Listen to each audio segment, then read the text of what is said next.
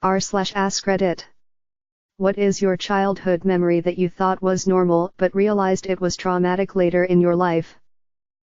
In second grade, my best friend and his new best friend threw me to the garage floor covered in dog piss and excrement. Then they stuck the dog on me and taunted me as it chased me around the garage.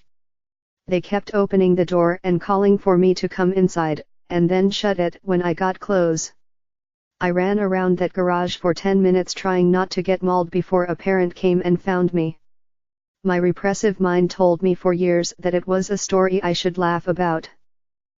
Might not be as severe as the other people posting here, but my uncle used to steer me by grabbing me by my neck. He did this when we were out in bigger cities, probably because he wanted to make sure I didn't get lost or anything. This was especially bad because he was kinda smelly and me articulating that I didn't like it wasn't anyone's concern. I was the youngest of my siblings and nobody wanted me to make a fuss of it. Still have trouble with some physical interactions today. I don't know if this counts, but here is my story. When I was little, I heard a loud bang at around 3 in the morning, and then my younger brother started to cry. I thought he had just fallen out of bed, and I went back to sleep, assuming that my mom would deal with it and he was fine. It turns out that he had fallen out of bed, and broken his collarbone. I was asleep by the time the paramedics came. The doctors say he came very close to breaking his neck. My mother was terrified of me getting kidnapped as a kid. One day, I rode my bike a little further than normal but still came back fairly quickly, so I figured it'd be fine. She was frantic, and had been about to walk the dog I guess because she whipped me with the heavy leash several times hard. I'd been spanked before with a hand or wooden spoon so I tried to forget it even though it felt different. Becoming older just made me angrier about it as I realized how overblown it was.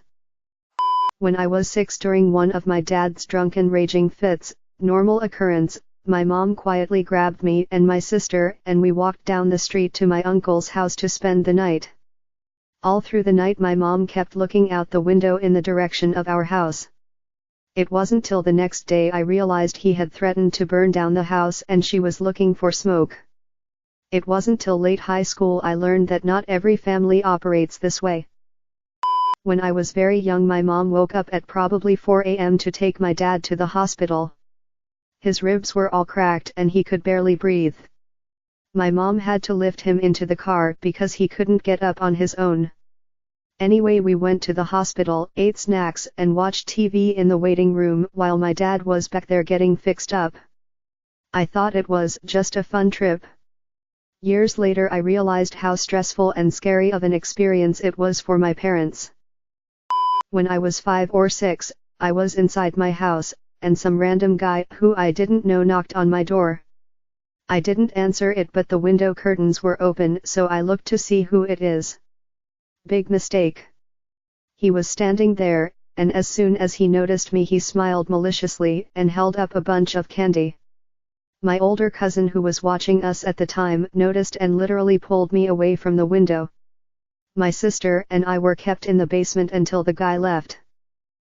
My father had a very old large glass thermometer that broke.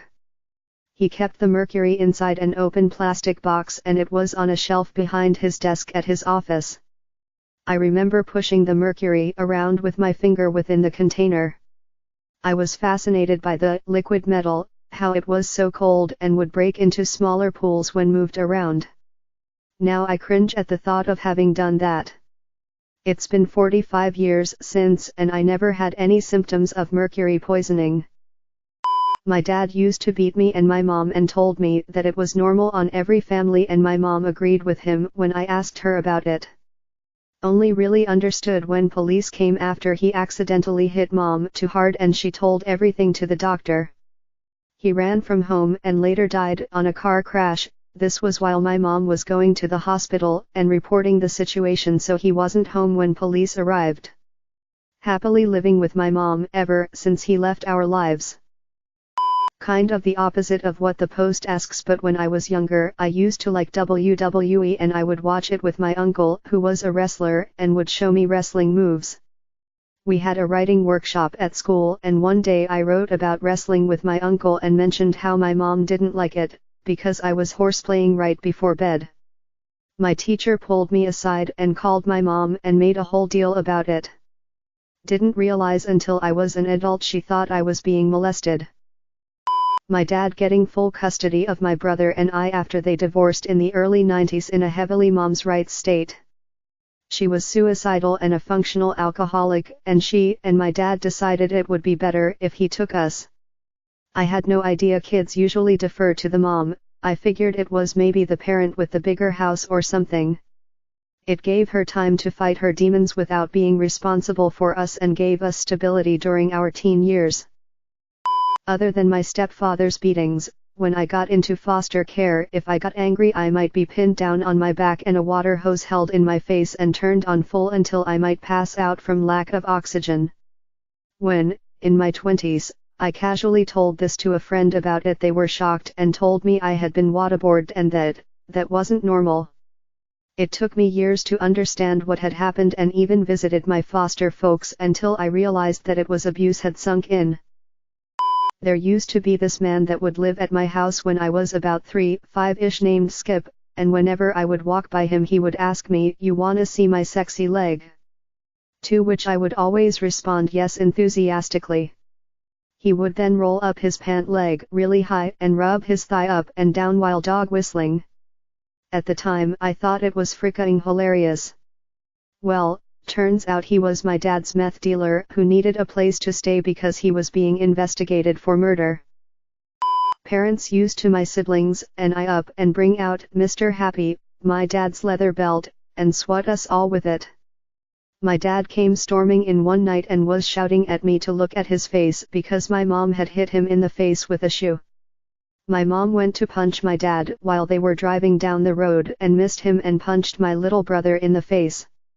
I will also add that there are a ton of good memories of our childhood, monster jams, yearly camping trips with family and friends, etc. Sometimes I missed the bus to get home from school, and we lived pretty far, so I would catch the bus into the city to meet my mom at her work instead so we could go home together. I would sit in the break room near the car park talking to all the girls who worked there. It was a brothel and my mom was a prostitute. It wasn't traumatic. All the ladies were so nice and kind and really looked after each other. The only thing traumatic was the guilt that came with spending my mom's money. When I was 5, I was home alone. I found a box of matches and brought them to my room. I burned a piece of paper on my carpeted floor, creating a scorch mark in my room. Fortunately, there wasn't a fire. When my dad and stepmom got home, they had put me in the bathtub for a bath. My stepmom was enraged. She grabbed a lighter from her pocket. Then she grabbed my hand. She placed my hand onto an ignited flame for roughly 5 to 10 seconds. Memory is hazy, but I remember. As a child, my dad was an abusive alcoholic who stole and lied. When my mom was working and he was at home taking care of me, he would never feed me when I asked. He'd always feed me hours after I asked, and by the time he had my food, I was asleep from the hunger hurting my stomach too much. Anyways, whenever we'd go to the store I would steal candy when checking out. The reason I did that was because I didn't know if I was going to get fed whenever I was being taken care of by him. Mom helped me start my first bank account as a kid. I put $20 which I earned myself into it, and because she knew the PIN, as I couldn't be trusted to remember it nor had the power to change it, or any reason to as far as I knew, she took the money out to pay for gas and said she'd pay me back but never did. And number X200B. Sounds small, but basically undermined any meaningful trust in her authority, her word, and my own perspective on money management. I was raised in a doomsday cult. The Church Universal and Triumphant, led by Elizabeth Clare Prophet. All the leaders were reincarnations of famous people, Gandhi, Cleopatra, JFK, to name a few. Never really gave it much thought till Y2K and my mom sent my sisters to spend the holiday in an underground bunker in Montana.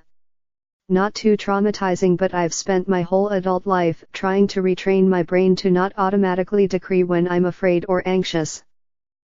My stepdad would always throw tantrums and scream at me for the smallest things.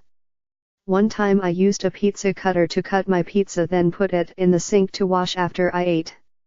He yelled at me to use a knife because it makes less of a mess and threw it at me when I asked why do we even have a pizza cutter.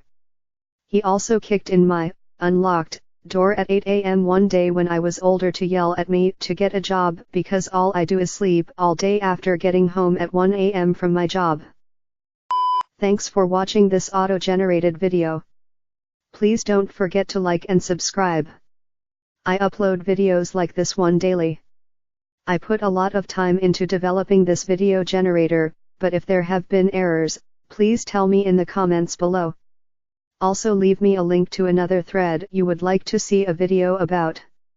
Have a great day, Alex.